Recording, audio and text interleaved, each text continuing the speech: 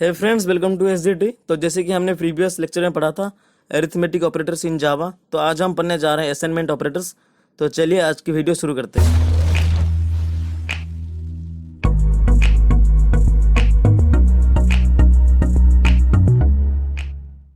तो अगर मैं बात करूँ असाइनमेंट ऑपरेटर की, तो नाम से ही पता चल रहा है असाइनमेंट ऑपरेटर यूज होता है एक वेरिएबल में वैल्यू को असाइन करने के लिए। तो सिंपल जब हम जावा की प्रोग्रामिंग करते हैं, अगर आपकी वेरिएबल में एक वैल्यू होना ज़रूरी है तो हम सिंपल असाइनमेंट ऑपरेटर का यूज करते हैं। तो सिंपल भाषा में बताएं तो assignment operator is use to assign values to a variable. तो हम सिंपल कह सकते हैं कि वेरिएबल में वैल्यू को असाइन करने के लिए, स्टोर करने के लिए जो ऑपरेटर का यूज होता है उसको हम असाइनमेंट ऑपरेटर बोलते हैं। तो एक सिंपल डेफिनेशन था असाइनमेंट ऑपरेटर के बारे में। तो अब देख लेते हैं असाइनमेंट ऑपरेटर कितने तरीके के होते हैं। तो ये कुछ 3 तरीके के होते हैं जावा में। पहला है सिंपल असाइनमेंट, दूसरा है चेन्ड असाइनमेंट और तीसरा है कंपाउंड असाइनमेंट। तो चलिए देख लेते हैं सिंपल असाइनमेंट ऑपरेटर कैसे होता है। तो सिंपल असाइनमेंट ऑपरेटर कुछ इस तरह से दिखता है, इंट x = 5। तो यहाँ पर जो x है ये वेरिएबल है, इसके अंदर एक वैल्यू स्टोर है या असाइन हो रखा है जिसको हम 5 बोलते हैं। तो ये जो 5 है किसकी मदद से असाइन हो रखा है, यहाँ पर जो इक्वल टू है इसकी मदद से, मतलब ये एक असाइनमेंट ऑपरेटर है, इसकी मदद से हम x के अंदर 5 नाम की एक वैल्यू को स्टोर करके रखा है। तो सिंपल असाइनमेंट ऑपरेटर कुछ इस तरह से दिखता है। सिंपल हम डेटा टाइप डिफाइन करते हैं जो कि इंटीग्रल डेटा टाइप, फिर हम उसके अंदर करते हैं वेरिएबल को डिफाइन करते हैं जो कि x, फिर उसके अंदर एक वैल्यू है जो कि 5। तो हम 5 को x के अंदर स्टोर करने के लिए हम जो भी ऑपरेटर का यूज करते हैं उसको हम असाइनमेंट ऑपरेटर बोलते हैं। तो ये हो गया पहला असाइनमेंट ऑपरेटर। तो जो नेक्स्ट टाइप है असाइनमेंट ऑपरेटर का वो है चेन्ड असाइनमेंट ऑपरेटर। तो चलिए देख लेते हैं ये दिखता कैसा है। तो यहाँ पर मान लो मैंने कुछ इस तरह से करा, इंट a b c, तो ये तीनों हैं वेरिएबल। तो मान लो फिर मैंने करा a = b = c = 10। तो इसका मतलब क्या है, आप यहाँ पर देख पा रहे हो एक चेन क्रिएट हो रहा है, a से लेकर b, फिर b से c, c से 10। तो आप देख पा रहे हो यहाँ पर एक चेन क्रिएट हो रहा है जो कि a b c। तो यहाँ पर a से लेकर b, फिर b से c, फिर c से 10। तो एक चेन क्रिएट हो रहा है, तो इसलिए हम इसको चेन्ड असाइनमेंट ऑपरेटर बोलते हैं। तो अगर हम इसको प्रिंट करें a की वैल्यू, तो a की वैल्यू भी 10 आएगा। अगर हम b की वैल्यू को प्रिंट करें तो b की वैल्यू भी 10 आएगा और c की वैल्यू भी 10 भी आएगा। तो इसका मतलब ये है कि हमको बार बार डिफाइन करना नहीं पड़ रहा, क्योंकि हम अगर तीनों वेरिएबल की वैल्यू सेम है, मान लो कि a की वैल्यू 10 है, b की वैल्यू 10 है और c की वैल्यू 10 है, तो हमको उसको अलग अलग से डिफाइन करने की ज़रूरत नहीं पड़ती। हम सिंपल चेन्ड असाइनमेंट ऑपरेटर की मदद से यहाँ पर उसको डिफाइन कर सकते हैं, जो कि ये a = b = c = 10। इसका मतलब है a b c तीनों वेरिएबल का वैल्यू जो है वो 10 ही है। तो ये था चेन्ड असाइनमेंट ऑपरेटर। इसको एक प्रोग्राम बना के देख लेते हैं कि हम इसको कैसे एक्सेस करते हैं। तो सिंपल मैंने यहाँ पर अपनी जो टेक्स्ट एडिटर है उसको ओपन कर चुका हूँ। तो इसको एक बार सेव करते हैं। सेव मैंने कुछ इस तरह से करा, ASSIGN assign.java, जो कि हमारा फाइल का नाम। यहाँ पर जो जावा फाइल है वो क्रिएट हो चुका है। तो जब भी हम जावा की प्रोग्राम करते हैं हम सिंपल क्लास क्रिएट करते हैं। तो मैंने यहाँ पर क्लास और फाइल का नाम सेम होती है, तो मैंने यहाँ पर फाइल का नाम था assign.java। तो क्लास के नाम भी मैंने assign रख रहा हूँ, तो ये ASSIGN। तो फिर हम डिफाइन करते हैं मेन मेथड कुछ इस तरह से, पब्लिक स्टैटिक वॉइड मेन, फिर हम करते हैं स्ट्रिंग की एरे, फिर करते हैं args। तो यहाँ पर जो है मेन मेथड क्रिएट हो चुका है। तो ये है मेन मेथड की बॉडी। तो सिंपल हम यहाँ पर चेन्ड असाइनमेंट ऑपरेटर क्रिएट करते हैं, जो कि मैंने करा, जैसे वहाँ पर करे थे ऐसे यहाँ पर करते इंट a b c। तो यहाँ पर मैंने तीनों वेरिएबल डिक्लेयर करा। तो यहाँ पर करा a = b = c = इसका वैल्यू मैंने करा 10। तो यहाँ पर जो भी वेरिएबल है उसके अंदर मैंने एक वैल्यू स्टोर करा। जो यहाँ पर जो इक्वल टू है इसको हम बोलते हैं असाइनमेंट ऑपरेटर। इसकी मदद से हम इस वेरिएबल के अंदर कोई भी वैल्यू स्टोर कर रहे हैं। तो यहाँ पर मैंने 10 स्टोर करा, तो इसको मैं सिंपल प्रिंट कर रहा हूँ system.out.println। तो फिर मैंने a की वैल्यू जो है उसको प्रिंट करा। इसको एक बार कॉपी कर लेते हैं, बार बार लिखना ना पड़े।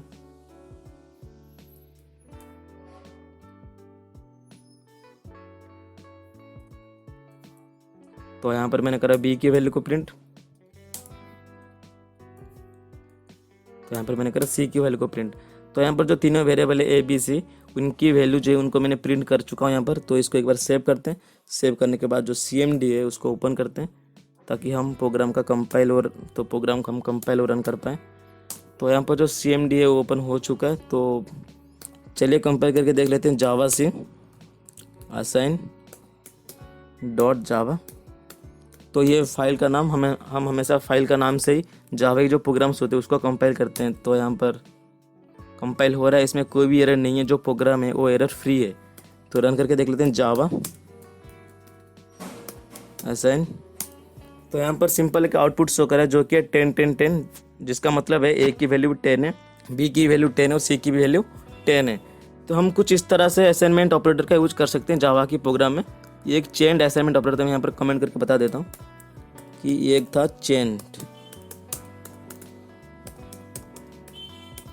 Chained assignment operator. तो ये एक छोटा सा प्रोग्राम था जावा में, ताकि आपको पता चले हम चेन्ड असाइनमेंट ऑपरेटर यूज कैसे करते हैं। तो मान लो मैंने ये दो लाइन जो है, इन दोनों लाइन को मैं कंबाइन कर रहा हूँ, तो मेरे को यहाँ पर इंट ए बी से डिफाइन करने की ज़रूरत नहीं है। मान लो कि मैंने यहाँ पर करा int A B equal to 10, तो मेरे को एक बात बताओ, ये प्रोग्राम चलेगा, इसमें एरर आएगा? इसमें एरर आएगा, क्यों आएगा मैं बताऊँगा। पहले चलो पहले देख लेते हैं एरर क्या आता है इसमें। तो इसको मैंने कंपाइल करा, तो यहाँ पर एक सिंपली एरर शो कर रहा है, कंपाइल टाइम एरर, जो कि can't find symbol int A B C. तो हम कुछ इस तरह से डिफाइन कर नहीं सकते। तो यहाँ पर जो एरर है कैंट फाइंड सिंबल, तो हमने कोड क्या करा है जब हमको पता नहीं चल रहा है। तो ये एरर क्यों आ रहा है? तो यहाँ पर एरर इसीलिए आ रहा है क्योंकि हमने यहाँ पर करा int A equal to B equal to C equal to 10। ये अलाउड नहीं है जावा में, क्योंकि ये जो ए है ये एक वेरिएबल है जो कि इंट टाइप का वेरिएबल। तो लेकिन ये जो बी और सी है ये किस तरह की वेरिएबल है हमने यहाँ पर डिफाइन नहीं करा। तो जे भी हमको इसीलिए पता नहीं चल रहा। ये तो ठीक है, ये तो इन टाइप का वेरिएबल है, लेकिन ये जो बी और सी है ये किस तरह की वेरिएबल है तो जे भी हमको पता नहीं लग रहा। तो इसीलिए हम इस तरह से जो असाइनमेंट ऑपरेटर होती है, चेन्ड असाइनमेंट ऑपरेटर, इसको हम यूज नहीं कर सकते। अगर आप चाहते हो चेन्ड असाइनमेंट ऑपरेटर का यूज करने के लिए, हमको सिंपली यहाँ पर ऊपर डिफाइन करना पड़ेगा इंट ए बी सी। अगर हम कुछ इस तरह से करते हैं तो यहाँ पर कोई भी एरर शो नहीं करेगा। तो ये एक लूप होल था जावा की प्रोग्राम में। तो अगर हम कुछ इस तरह से इंट ए करते हैं तो जेबीएम को लगता है सिर्फ ये जो ए है ये इन टाइप का वेरिएबल है, तो मतलब ए को हमने सही से डिक्लेयर करी है, लेकिन ये बी और सी है इनका कोई टाइप ही नहीं है। तो उसको पता नहीं चल रहा है ये किस क्लास से बिलोंग करते हैं, किस तरह की वेरिएबल है, इनके डेटा टाइप क्या है। तो इसीलिए यहाँ पर एरर शो कर रहा है। अगर हम कुछ इस तरह से करते हैं, इंट ए बी सी पहले डिफाइन करते हैं, फिर A equal to B equal to C equal to 10 करते हैं, तो इन तीनों की वैल्यू 10 ही शो करेगा। इसीलिए हम इसको बोलते हैं चेन्ड असाइनमेंट ऑपरेटर। तो चलिए और एक लूप होल देख लेते हैं। तो यहाँ पर मान लो मैंने करा इंट ए और बी करा मैंने, मान लो तो मैंने यहाँ पर करा इंट ए इक्वल टू 10, ठीक है। तो मैंने करा बी इक्वल टू 4 कर दिया मैंने, चलो 5 कर दिया, कुछ ही वैल्यू रख लो कोई दिक्कत नहीं आएगी। तो मैंने यहाँ पर करा ए इक्वल टू बी। तो यहाँ पर सी नाम की कोई वेरिएबल नहीं था, तो इसलिए मैंने सी को हटा दिया। तो यहाँ पर मैंने कुछ इस तरह से करा इंट ए बी, तो A equal to 10 B equal to 5। तो मैंने फिर करा ए इक्वल टू बी। तो अगर मान लो मैंने ए को प्रिंट करा तो वैल्यू क्या शो होगा, 10 शो होगा या 5 शो होगा? सोचिए और बताइए। अगर हम system dot out dot println A करा, मतलब मैंने ए को प्रिंट करा, तो ए की वैल्यू क्या शो होगा, 10 शो होगा, क्योंकि ए की जो इनिशियल वैल्यू था 10 था। तो यहाँ पर ए की वैल्यू 10 शो होगा या 5 शो होगा? 5 इसीलिए शो होगा क्योंकि जो बी की वैल्यू 5 था वो ए पे स्टोर है। तो चलिए देख लेते हैं क्या शो हो रहा है। तो मान लो मैंने यहाँ पर कंपाइल करा, कंपाइल हो रहा है, रन भी करते हैं। तो यहाँ पर 5 शो कर रहा है, तो क्योंकि ए की वैल्यू एक बी की वैल्यू। तो यहाँ पर हमने करा था system dot out dot println A. तो हम सिंपल इसको करते हैं कमेंट। तो अभी देखते हैं ए की वैल्यू क्या शो कर रहा है। तो यहाँ पर इसको कंपाइल करते हैं, कंपाइल हो रहा है, रन भी करते हैं। तो ए की जो आउटपुट है वो 5 शो कर रहा है। तो चलिए देख लेते हैं क्यों 5 शो कर रहा है। तो यहाँ पर ए की वैल्यू था 10, तो मैंने फिर यहाँ पर करा बी इक्वल टू 5। तो बी की वैल्यू 5 है, वो ए की वैल्यू 10 है। तो मैंने करा ए इक्वल टू बी। तो इसका मतलब ये हुआ कि जो बी की जो वैल्यू है, बी की वैल्यू सिंपल क्या है, 5 है। तो बी की वैल्यू 5 था, तो ये बी की वैल्यू जाके ए पे स्टोर हो गया। ए की इनिशियल वैल्यू था 10, लेकिन जब बी की वैल्यू ए पे स्टोर हुआ तो ए की जो वैल्यू 10 था वो हट के 5 हो गया। तो एक लूप होल था, क्योंकि यहाँ पर ए की वैल्यू पूछी जाती है, हर कोई बताता है ए की वैल्यू 10 नहीं आएगा, क्योंकि 10 नहीं आएगा। अगर आप बिगनर हो तो लगता नहीं कि ए की वैल्यू 5 आएगा, क्योंकि एक इनिशियल वैल्यू तो 10 दिख रहा है, तो 5 क्यों आएगा? क्योंकि यहाँ पर जो बी की जो इनिशियल वैल्यू था 5 ए पे स्टोर रखा है, तो इसीलिए ए की वैल्यू 5 शो कर रहा है। तो कुछ इस तरह से असाइनमेंट ऑपरेटर यूज होता है। तो चलिए देख लेते हैं कंपाउंड असाइनमेंट ऑपरेटर होती क्या है। तो सिंपल जो कंपाउंड असाइनमेंट ऑपरेटर, कंपाउंड का मतलब होता है कॉम्बिनेशन। तो चलिए देख लेते हैं कंपाउंड असाइनमेंट ऑपरेटर होती क्या है। तो अगर मैं बात करूँ कंपाउंड, तो कंपाउंड का मतलब है कॉम्बिनेशन। तो अगर एक या दो ऑपरेटर एक साथ काम कर रहे हैं तो उसको हम बोलते हैं कंपाउंड। कंपाउंड का मतलब कॉम्बिनेशन, मतलब एक से ज़्यादा, तो उसको हम कंपाउंड बोलते हैं। तो यहाँ पर साफ साफ लिखा है assignment operator is mixed with other operators is called compound assignment operator. तो यहाँ पर साफ साफ लिखा है जो भी असाइनमेंट ऑपरेटर है अगर वो किसी और ऑपरेटर के साथ मिला हुआ है तो उसको हम बोलते हैं कंपाउंड असाइनमेंट ऑपरेटर। तो मान लो मैंने यहाँ पर करा इंट ए इक्वल टू 5, तो ए की जो वैल्यू है 5 है, तो फिर मैंने करा ए प्लस इक्वल टू 3। तो आउटपुट क्या हो, अगर हम ए को प्रिंट कर रहे हैं तो आउटपुट क्या शो होगा, ए की इनिशियल वैल्यू थी 5 और यहाँ पर मैंने करा ए प्लस इक्वल टू 3। तो यहाँ पर आप देख पा रहे हो दो, एक तो ये हो गया इक्वल टू जो है असाइनमेंट ऑपरेटर है, लेकिन जो प्लस है ये एरिथमेटिक ऑपरेटर। तो यहाँ पर दो ऑपरेटर एक साथ काम कर रहे हैं, मतलब मिक्सअप है, तो इसलिए हम इसको बोलते हैं कंपाउंड असाइनमेंट ऑपरेटर।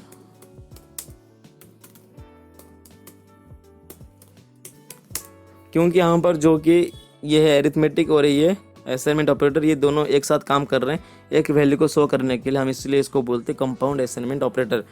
तो इसका मतलब ये हुआ अगर एक से ज़्यादा ऑपरेटर काम कर रहे हैं एक ही साथ तो इसको हम बोलते हैं कंपाउंड असाइनमेंट ऑपरेटर।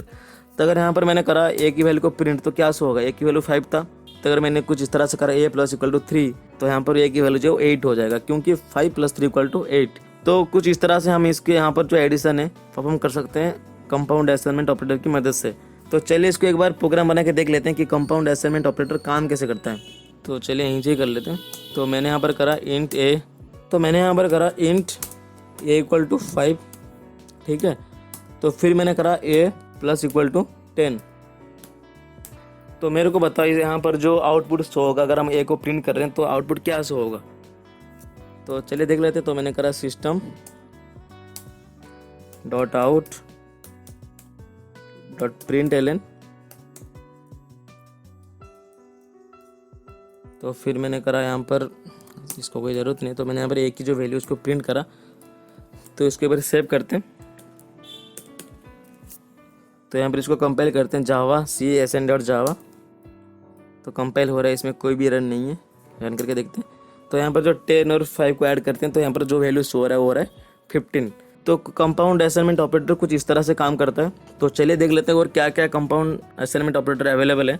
तो जावा में से क्या क्या कंपाउंड असाइनमेंट ऑपरेटर है, तो पहला है प्लस इक्वल टू जो हमने अभी पढ़ा, और दूसरा है माइनस इक्वल टू, ये भी हो सकता है,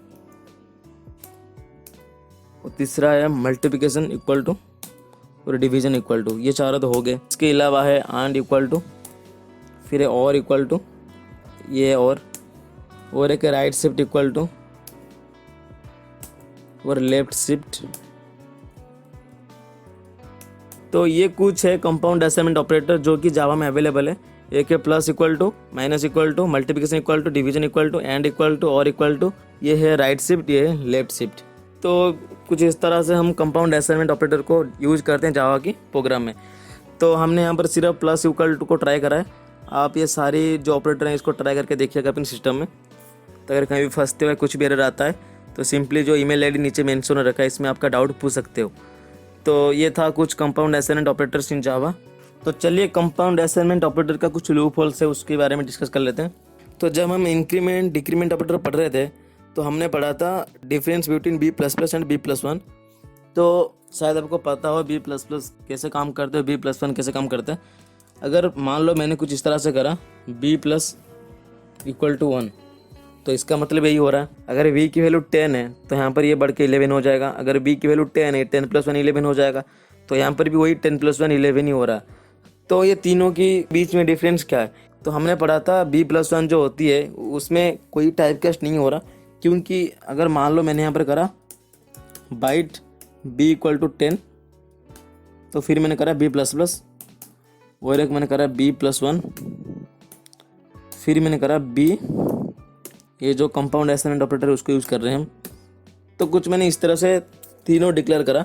तो यहाँ पर आप देख पा रहे हो ये जो B++ है, यहाँ पर जो भी V का वैल्यू है 10 वो 11 हो जाएगा, लेकिन यहाँ पर एरर शो करेगा। एरर इसीलिए शो करेगा, ये जो 1 है ये है इंट टाइप का, हम इंट, और ये जो B है ये बाइट टाइप का, तो हम बाइट से इंट को ऐड नहीं कर सकते, इसलिए हमको एक कंपाइल टाइम एरर शो हो रहा है इनकम्पैटिबल टाइप्स, क्योंकि जो B है बाइट है और 1 है इंट है। तो हमने यहाँ पर जो 1 है इसको कोई भी वेरिएबल के साथ डिक्लेयर नहीं करा, तो इसलिए हम यहाँ पर शो कर रहा है कंपाइल टाइम एरर।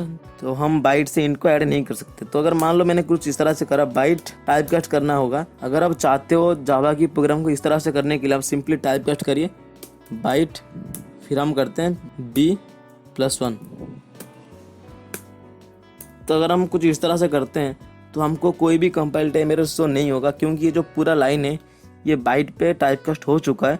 ये वो जो 1 है वो पहले इंट था, टाइप कास्ट होने के बाद बाइट हो गया, तो इसलिए कंपाइल टाइम एरर शो नहीं होगा इस लाइन पर। अगर आप चाहते हो सिंपल इस लाइन से वैल्यू को लेने के लिए तो कंपाइल टाइम एरर शो होगा। अगर आप चाहते हो कुछ इस तरह से वैल्यू लेने के लिए तो आप सिंपली टाइप कास्ट तरफ जा सकते हो। तो यहाँ पर हर जगह टाइप कास्ट हो रहा है, लेकिन यहाँ पर जो है ना, तो यहाँ पर जो b+1 है यहाँ पर मैनुअली टाइप कास्ट करना पड़ता है ताकि हमको एरर शो ना हो। तो ये तो हो गया b++ और b+1 के बारे में एक डिफरेंस। तो अगर आपने ये वाला वीडियो नहीं देखा, जाके देख लीजिएगा ताकि आपको एक अच्छी क्लैरिटी मिले, क्योंकि आपको पता चलना चाहिए b++ और b+1 के बीच में डिफरेंस क्या है। तो अगर हम बात करते हैं कंपाउंड असाइनमेंट ऑपरेटर जो कि b+=1, तो इसका भी वैल्यू जो 11 शो होगा, क्योंकि यहाँ पर कोई भी कंपाइल टाइम एरर शो नहीं करेगा। तो यहाँ पर कंपाइल टाइम एरर शो इसलिए नहीं करेगा क्योंकि यहाँ पर भी इंटरनल टाइप कास्ट हो रहा है। जैसे कि यहाँ पर b++ में इंटरनल टाइप कास्ट हो रहा था, तो यहाँ पर b+=1 पे भी इंटरनल टाइप कास्ट हो रहा है। तो एक एडवांटेजेस है कंपाउंड असाइनमेंट ऑपरेटर का। तो अगर आपको चाहते हो कुछ इस तरह से वैल्यू आपको शो हो, तो आपको कोई भी टाइप कास्ट करने की ज़रूरत नहीं है, ये सिंपली अपने आप JVM इसको इंटरनली टाइप कास्ट कर लेता है। तो इसको अगर प्रोग्राम बना के देख लेते हैं। तो मान लो मैंने कुछ इस तरह से करा, int = 5, फिर मैंने करा a++, तो मैंने करा एक की वैल्यू को प्रिंट, तो system.out.println। तो मैंने यहाँ पर एक की वैल्यू जो उसको प्रिंट करा, तो ये एक स्टेटमेंट है, तो यहाँ पर सेमीकोलन यूज करते हैं। तो मैंने इसको सेव करा, तो इसको एक बार कंपाइल करके देख लेते हैं। तो ये कंपाइल हो रहा है, कोई भी एरर नहीं है। जो कि एक ही वैल्यू है वो 5+1 6 होकर शो हो रहा है, क्योंकि हम जो इंक्रीमेंट ऑपरेटर यूज करते हैं वो बाई 1 इंक्रीज होता है। तो यहाँ 5/1 = 6, तो यहाँ पर एक ही वैल्यू 6 हो रहा है। तो अगर मान लो मैंने यहाँ पर करा a+=1, तो मैंने इसको सेव करा, तो चलिए देख लेते हैं एरर शो कर रहा है कि नहीं। तो यहाँ पर कोई भी एरर शो नहीं कर रहा, कंपाइल हो रहा है। तो यहाँ पर जो आउटपुट शो हो रहा है वो है 6, क्यों यहाँ पर कोई भी एरर शो नहीं हो रहा। तो मतलब हम कह सकते हैं a++ और a+1 के बीच में कोई भी डिफरेंस नहीं है, क्योंकि यहाँ पर इंटरनल टाइप कास्ट हो रहा है दोनों ऑपरेटर के बीच में। तो अगर हम कुछ इस तरह से करते हैं a+1, तो इसका काम भी यही है कि अगर हम a+1 करते हैं तो 5+1 6 ही होगा, लेकिन इसमें एरर आता है। देख लेते हैं एरर क्या आता है। तो इसको मैंने कंपाइल करा, तो सिंपल एरर शो कर रहा है a+1 = नॉट ए स्टेटमेंट। तो JVM मान नहीं रहा है कि एक स्टेटमेंट है। तो अगर आप चाहते हो कुछ इस तरह से वैल्यू को शो करवाने के लिए, तो हम सिंपली यहाँ पर करते हैं बाइट। तो मान लो मैंने यहाँ पर करा बाइट b=10, ठीक है। तो मैंने यहाँ पर करा b++, तो यहाँ पर मैंने करा system.out.println, फिर मैंने यहाँ पर प्रिंट करा जो कि v की वैल्यू है। तो इसको हम सेव करते हैं, तो इसको कंपाइल करके देखते हैं। तो कंपाइल हो रहा है, इसमें कोई भी एरर नहीं है। तो यहाँ पर जो भी वैल्यू है 10+1 11 शो हो रहा है। तो यहाँ पर कोई भी एरर शो नहीं कर रहा, हम कुछ इस तरह से डिक्लेयर कर सकते हैं। तो ये तो हो गया इंक्रीमेंट डिक्रीमेंट ऑपरेटर। अगर हम कुछ करते हैं इस तरह से कंपाउंड असाइनमेंट ऑपरेटर की मदद से, अगर हम कुछ इस तरह से करते हैं =1, तो यहाँ पर भी 11 शो होना चाहिए। तो एक बार देख लेते हैं कि 11 शो हो रहा है कि नहीं। तो यहाँ पर मैंने इसको कंपाइल करा, रन भी करते हैं, तो 11 ही शो हो रहा है। तो इसका मतलब ये है यहाँ पर कोई भी एरर शो नहीं हो रहा। हम इस दो तरीके से, जो भी इंक्रीमेंट ऑपरेटर डिक्रीमेंट ऑपरेटर हो गया और कंपाउंड असाइनमेंट ऑपरेटर हो गया, इसकी मदद से हम वैल्यू को शो करा सकते हैं जावा की प्रोग्राम में। अगर मैं चाहता हूँ b+1 करता हूँ, तो यहाँ पर ऐसे कुछ करते हैं b+1, तो यहाँ पर 10 था, 10+1 11 होना ज़रूरी है। तो इसको एक वैल्यू में स्टोर करते हैं, मान लो ये बाइट a = b+1। तो मैंने यहाँ पर करा इसको सेव, कंपाइल करते हैं। तो यहाँ पर एक एरर शो कर रहा है, वो है इनकम्पेटेबल टाइप्स। तो मतलब हम बाइट a = b+1 कर ही नहीं सकते, क्योंकि जो a है ये इंट है और जो b है ये बाइट है। तो हम इंट से बाइट को ऐड नहीं कर सकते। तो ये कुछ एरर शो कर रहा है। तो अगर आप चाहते हो एरर शो ना हो, तो सिंपली हम यहाँ पर टाइप कास्ट करते हैं बाइट से टाइप कास्ट करेंगे तो एरर शो नहीं करेगा। तो इसको भी कर लेते हैं। तो यहाँ पर जो है टाइप कास्ट हो चुका है, इसको एक बार सेव करते हैं। तो यहाँ पर कुछ मैंने कंपाइल करा है इसको, इसमें कोई भी एरर नहीं है, चल रहा है। ये रन करके देखते हैं तो रन भी हो रहा है, 11 शो हो रहा है। तो अगर हम कंक्लूजन की बात करें, अगर हम B++ की बात करते हैं तो यहाँ पर इंटरनल टाइपकास्ट हो रहा है, तो इसलिए हमको टाइपकास्ट करने की ज़रूरत नहीं है। अगर हम B+=1 की बात करें तो यहाँ पर भी इंटरनल टाइपकास्ट हो रहा है, यहाँ पर भी टाइपकास्ट करने की ज़रूरत नहीं है। अगर आप चाहते हो B+1 मतलब 10+1=11, तो अगर आप इस तरह से आउटपुट चाहते हो तो आप सिंपली मैन्युअली टाइपकास्ट करना पड़ेगा, क्योंकि यहाँ पर JVM खुद टाइपकास्ट नहीं कर रहा, इंटरनल टाइपकास्ट नहीं हो रहा है। यहाँ पर यूजर या प्रोग्रामर जो भी प्रोग्राम करते हैं उनको यहाँ पर टाइपकास्ट करना पड़ेगा, ताकि एरर शो ना हो जावा की प्रोग्राम में। तो ये एक डिफरेंस था B++ और B+1 और B+=1 में। तो आज के लिए बस इतने ही, मिलते हैं नेक्स्ट वीडियो में। Thanks for watching.